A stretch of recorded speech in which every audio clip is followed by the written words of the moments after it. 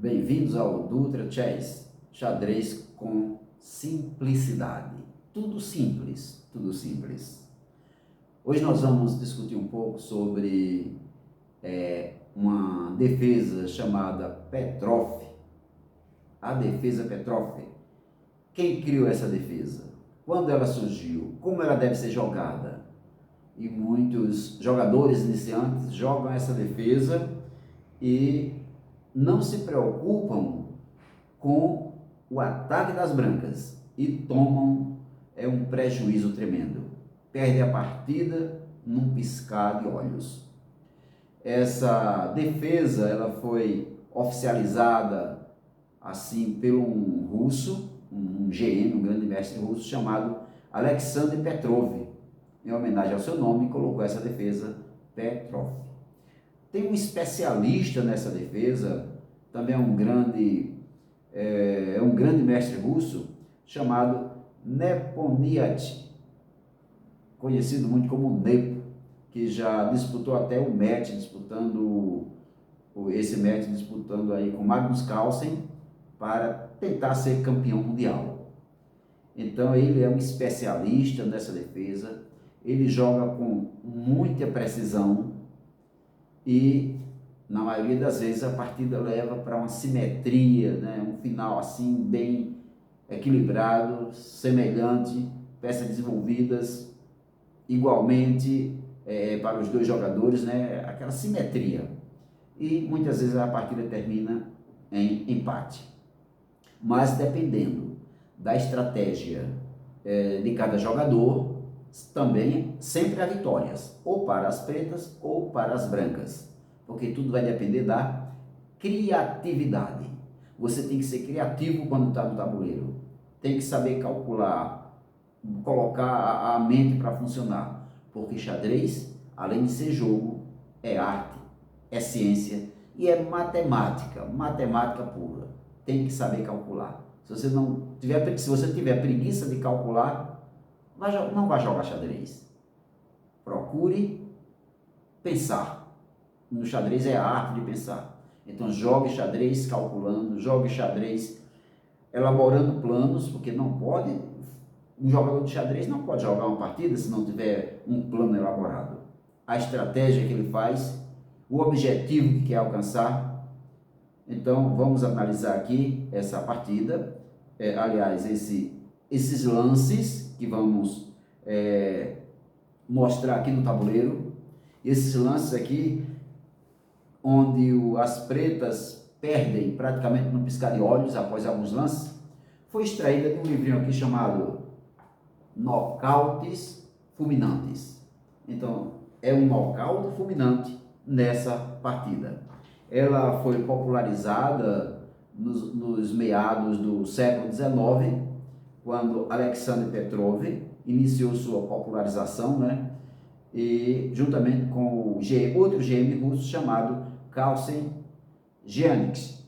Então os dois popularizaram, investigaram e ela ganhou, né?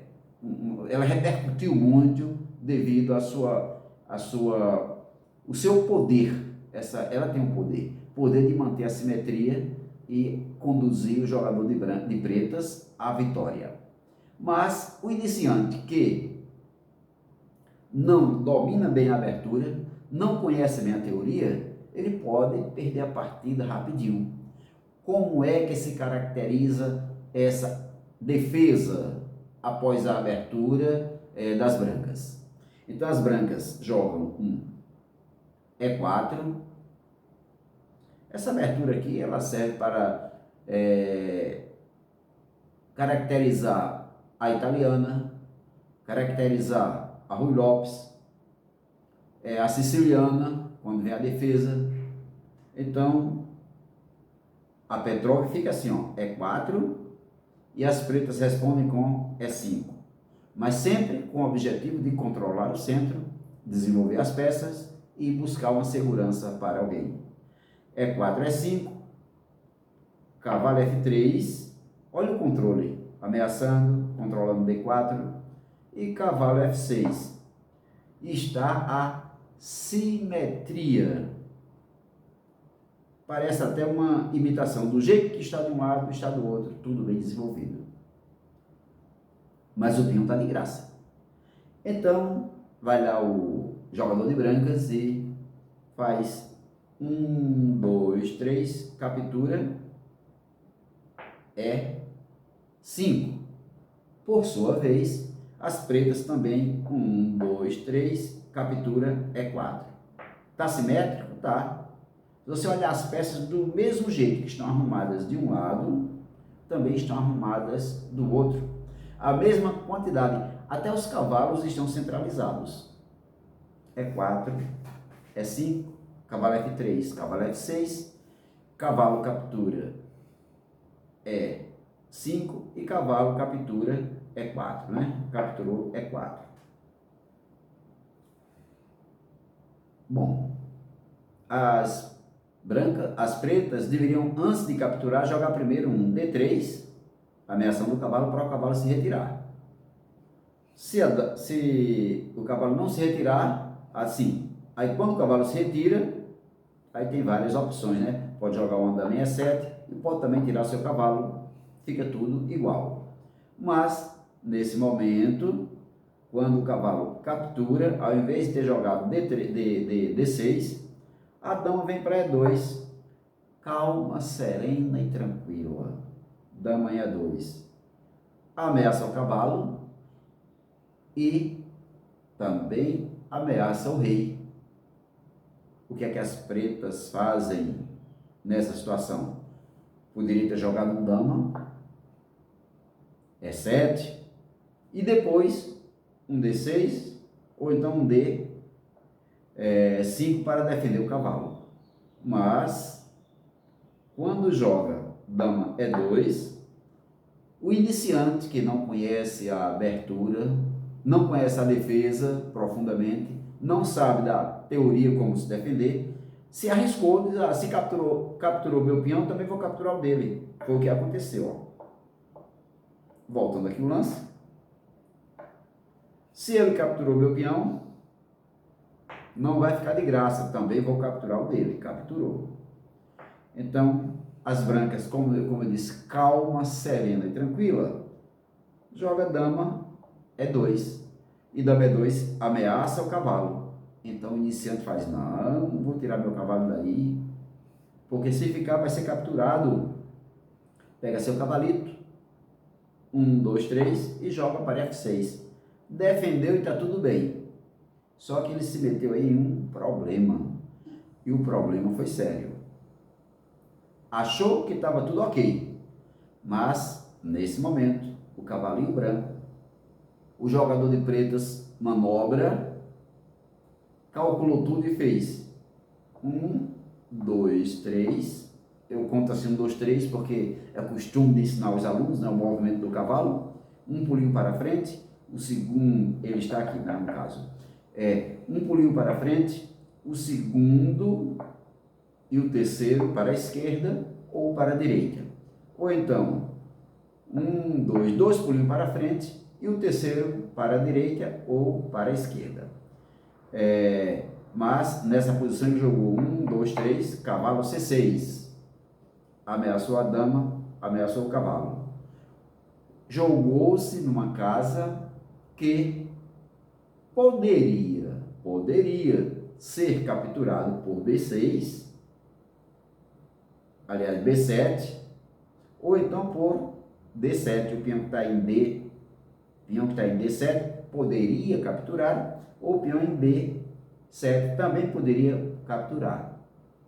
Mas essa captura só poderia ser feita se, lá vem a hipótese, se quando o cavalo saiu de E5 para C6, 1, 2, 3, o rei preto não ficasse em xeque. Mas aqui teve aquele famoso xeque. 1, 2, 3, xeque descoberto. Esse é o xeque mais perigoso que tem. Xeque descoberto, ameaçando o rei e o cavalo ao mesmo tempo ameaçando a dama. Tem como defender o xeque? Tem. Somente duas opções. Uma é colocar o bispo na frente e a outra é colocar a dama para defender. Se colocar o bispo, o cavalo captura a dama.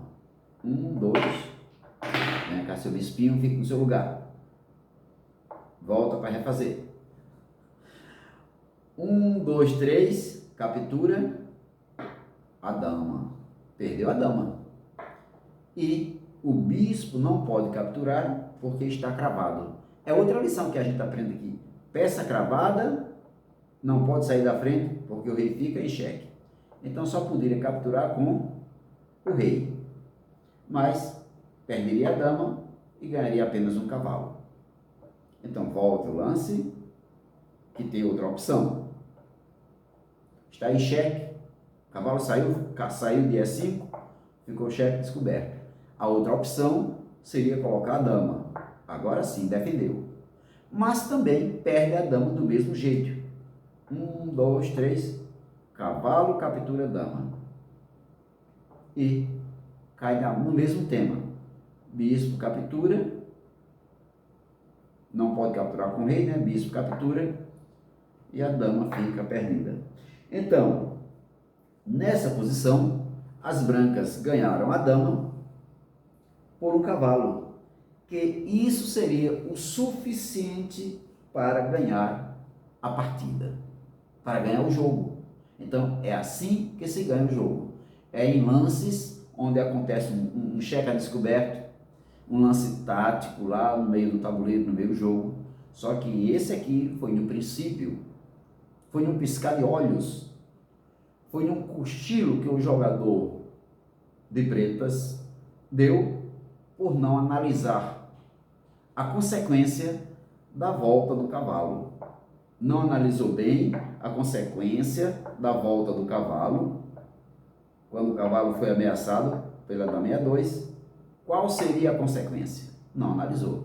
Então, na partida que você estiver jogando, seja ela onde for, valendo aquela pontuação, rei de filho ou não, partida oficial ou amistosa, seja rápida ou pensada, analise um pouco. Qual é a consequência do meu lance? Onde o adversário vai jogar depois que eu jogar? Qual é o objetivo dele? Será que ele vai ter um lance fantástico aí que possa vencer a partida? Teria defesa, já mostramos. Ou ameaça o cavalo, ou defende o cavalo de E para depois continuar a partida. Mas uma vez que se, digo assim, amedrontou para não perder o cavalo, quando ele volta sem analisar a consequência foi terrível. O cavalo foi para C6, ameaçou a dama e a dama ficou perdida. Então, muito cuidado quando estivermos jogando xadrez. Aqui está a defesa Petrov, mas ela não foi jogada de forma correta.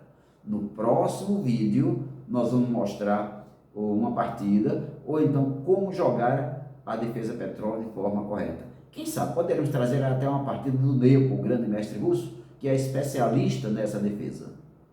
Então, fica aí a dica, dê seu like e se inscreva no canal.